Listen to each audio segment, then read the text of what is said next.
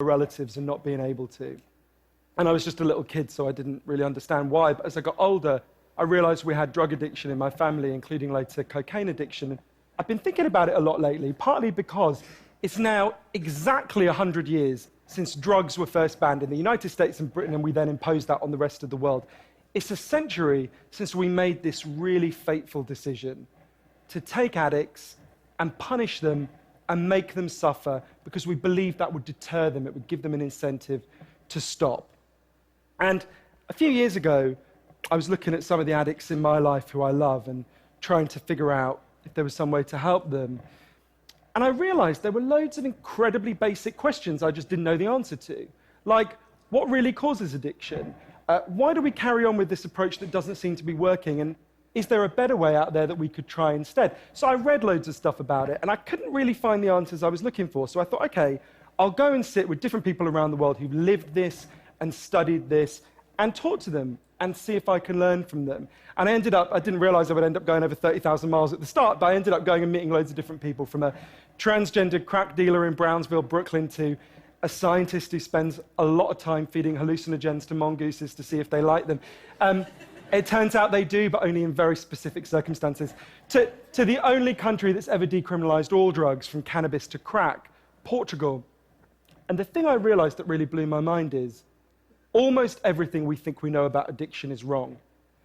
And if we start to absorb the new evidence about addiction, I think we're going to have to change a lot more than our drug policies. But let's start with what we think we know, what I thought I know, right? Let's think about this middle row here, right? Imagine all of you, for 20 days now, went off and used heroin 3 times a day. Some of you look a little bit more enthusiastic than others at this prospect. Don't worry, it's just a thought experiment. Imagine you did that, right? What would happen? Now, we have a story about what would happen that we've been told for a century. We think because there are chemical hooks in heroin, as you took it for a while, your body would become dependent on those hooks, you'd start to physically need them, and at the end of those 20 days, you'd all be heroin addicts, right? That's what I thought. First thing that alerted me to the fact something not right with this story is when it was explained to me, if I step out of this TED Talk today and I get hit by a car and I break my hip, I'll be taken to hospital and I'll be given loads of diamorphine. Diamorphine is heroin. It's actually much better heroin than you're ever going to buy on the streets, because the stuff you buy from a drug dealer is contaminated, actually very little of it is heroin, whereas the stuff you get from the doctor is medically pure. And you'll be given it for quite a long period of time. There are loads of people in this room who may not realize that you've taken quite a lot of heroin, right? And anyone watching this anywhere in the world, this is happening. And if what we believe about addiction is right, those people are exposed to all those chemical hooks. What should happen? They should become addicts. This has been studied really carefully. It doesn't happen. You will have noticed if your grandmother had a hip replacement, she didn't come out as a junkie. And when I learned this, it just seemed so weird to me, so contrary to everything I'd been told, everything I thought I knew. I just thought it couldn't be right. Until I went and met a man called Bruce Alexander, who's a professor of psychology in Vancouver, who carried out an incredible experiment that I think really helps us to understand this issue. Professor Alexander explained to me, the idea of addiction we've all got in our heads, that story, comes partly from a series of experiments that were done earlier in the 20th century. They're really simple experiments. You can do them tonight when you go home if you feel a little bit sadistic. You get a rat and you put it in a cage, and you give it 2 water bottles. One is just water, and the other is water laced with either heroin or cocaine. If you do that, the rat will almost always prefer the drugged water and almost always kill itself quite quickly. So there you go, right? That's how we think it works. In the 70s, Professor Alexander comes along and he looks at this experiment and he noticed something. He said, we're putting the rat in an empty cage. It's got nothing to do except use these drugs. Let's try something a bit different. So Professor Alexander built a cage that he called Rat Park, which is basically heaven for rats, right? They've got loads of cheese, they've got loads of colored balls, they've got loads of tunnels. Crucially, they've got loads of friends, they can have loads of sex, and they've got both the water bottles, the normal water and the drugged water. But here's the fascinating thing. In Rat Park, they don't like the drugged water. They almost never use it. None of them ever use it compulsively. None of them ever overdose. You go from almost 100% overdose when they're isolated to 0% overdose when they have happy and connected lives. Now, when he first saw this, Professor Alexander thought, maybe this is just a thing about rats. They're quite different to us, maybe not as different as we'd like, but, But fortunately, there was a human experiment into the exact same principle happening at the exact same time. It was called the Vietnam War. In Vietnam, 20% of all American troops were using loads of heroin. And if you look at the news reports from the time, they were really worried because they thought, my God, we're going to have hundreds of thousands of junkies on the streets of the United States when the war ends. It made total sense. Now, those soldiers who were using loads of heroin were followed home. The Archives of General Psychiatry did a really detailed study, and what happened to them? It turns out they didn't go to rehab. They didn't go into withdrawal. 95% of them just stopped. Now, if you believe the story about chemical hooks, that makes absolutely no sense. But Professor Alexander began to think there might be a different story about addiction. He said, what if addiction isn't about your chemical hooks? What if addiction is about your cage? What if addiction is an adaptation to your environment? Looking at this, there was another professor called Peter Cohen in the Netherlands who said, maybe we shouldn't even call it addiction. Maybe we should call it bonding. Human beings have a natural and innate need to bond. And when we're happy and healthy, we'll bond and connect with each other. But if you can't do that because you're traumatized or isolated or beaten down by life, you will bond with something that will give you some sense of relief. Now, that might be gambling, that might be pornography, that might be cocaine, that might be cannabis, but you will bond and connect with something because that's our nature. That's what we want as human beings.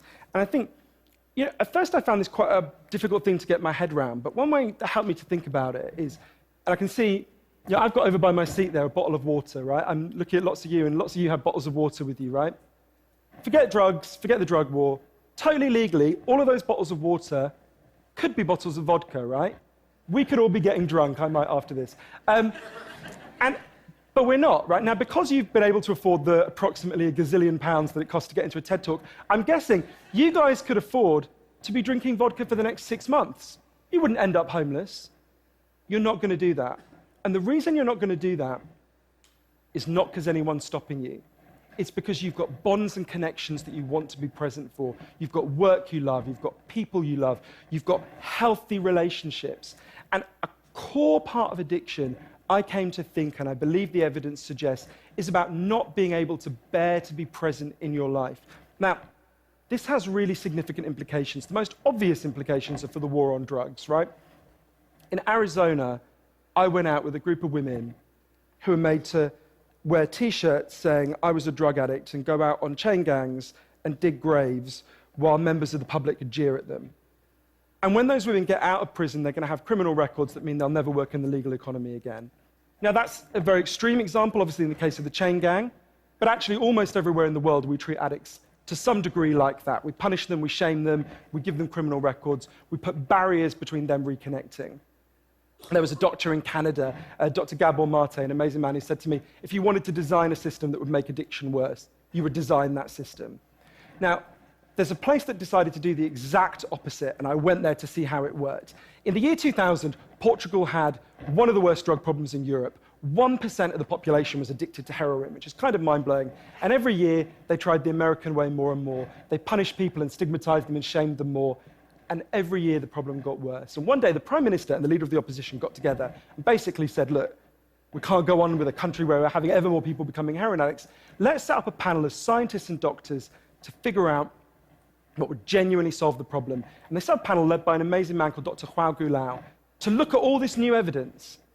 And they came back and they said, decriminalize all drugs, from cannabis to crack. But, and this is the crucial next step, take all the money we used to spend on cutting addicts off, on disconnecting them, and spend it instead on reconnecting them with the society. And that's not, essentially, that's not really what we think of. What they did wasn't really what we think of as drug treatment in the United States and Britain. So they do residential rehab, they do psychological therapy that does have some value. But the biggest thing they did was the complete opposite of what we do. A massive program of job creation for addicts and microloans for addicts to set up small businesses. So say you used to be a mechanic. When you're ready, they go to a garage and they'll say, if you employ this guy for a year, we'll pay half his wages. The goal was to make sure that every addict in Portugal had something to get out of bed for in the morning. And when I went and met the addicts in Portugal, it's fascinating. What they said is, as they rediscovered purpose, they rediscovered bonds and relationships with the wider society. It'll be 15 years this year since that experiment began, and the results are in. Injecting drug use is down in Portugal, according to the British Journal of Criminology, by 50%, 50%. Overdose is massively down, HIV is massively down among addicts. Addiction in every study is significantly down. One of the ways you know it's worked so well is that almost nobody in Portugal wants to go back to the old system. Now, that's the kind of political implications. I actually think there's a layer of implications to all this research below that. You know, we live in a culture where people feel really increasingly vulnerable to all sorts of addictions, whether it's to their smartphones or to shopping or to eating. You know, before these talks began, you guys know this, that we were told we weren't allowed to have our smartphones on. And I have to say, a lot of you looked an awful lot like addicts who were being told their dealer was going to be unavailable for the next couple of hours. And, you know, a lot of us feel like that. And it might sound weird to say, oh, you know, I've been talking about how disconnection is a major driver of addiction. But weird to say it's growing because you think, well, we're the most connected society there's ever been, surely. But I increasingly began to think that the connections we have, we think we have, are like a kind of parody of human connection. If you have a crisis in your life, you'll notice something. It won't be your Twitter followers who come to sit with you. It won't be your Facebook friends who help you turn it round. It'll be your flesh and blood friends who you have deep and nuanced and textured face-to-face relationships with. And I think there's a study I learned about from Bill McKibben, the environmental writer, I think tells us a lot about this. It looked at the number of close friends the average American believes they can call on in a crisis. That number has been declining steadily since the 1950s. The amount of floor space an individual has in their home has been steadily increasing. And I think that's like a metaphor for the choice we've made as a culture, right? We've traded floor space for friends, we've traded stuff for connections, and the result is that we are one of the loneliest societies there has ever been. And yet, Bruce Alexander, the guy who did the Rat Park experiment, says, we talk all the time in addiction about individual recovery, and it's right to talk about that, but we need to talk much more about social recovery. Something's gone wrong with us, not just as individuals, but as a group, and we've created a society where, for a lot of us, life looks a whole lot more like that isolated cage and a whole lot less like Rat Park. But if I'm honest, this isn't why I went into it, right? I didn't go in to discover the political stuff, the social stuff. I wanted to know how to help the people I love. And when I came back from this long journey and I'd learned all this, I looked at the addicts in my life, and if you're really candid, it's hard loving an addict, and there's going to be lots of people who know in this room you're angry a lot of the time. And I think one of the reasons why this debate is so charged is because it runs through the heart of each of us, right? Everyone has a bit of them that looks at an addict and thinks, I wish someone would just stop you. And the kind of script we're told for how to deal with the addicts in our life is typified by, I think, by the reality show Intervention. If you guys haven't seen it, I think everything in our lives is typified by reality TV, but that's another TED Talk. If you've never seen the show Intervention, it's a pretty simple premise.